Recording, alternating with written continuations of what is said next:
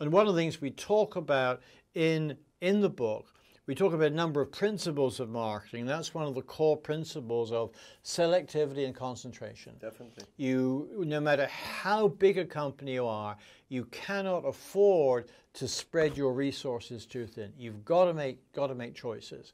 And it seemed to me Embraer is one of those companies, I think it's a great Brazilian example, that has selected, concentrated resources, done very well, and shareholders are happy. Are very, very happy. And not only the shareholders that own the stock, but also the Brazilian society, because it used to be a public-owned a company. Right. And now Embraer is just becoming so big and so powerful within with Brazil and globally.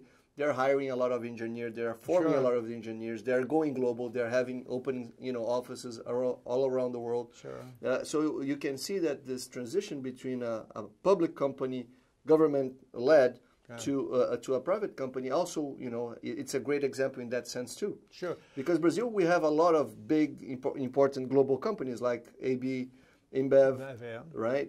We have the Embraer, we have Vale, we have Gerdau. But Embraer is the only company that was owned by the government.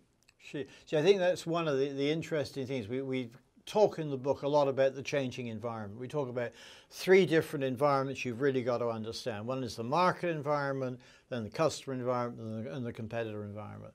And one of the things we've seen the last maybe 25 years, whereas there was, and still is in some countries, a thrust for governments to own businesses, what we've seen the last, I say, quarter century is governments realizing that in the long run that doesn't work.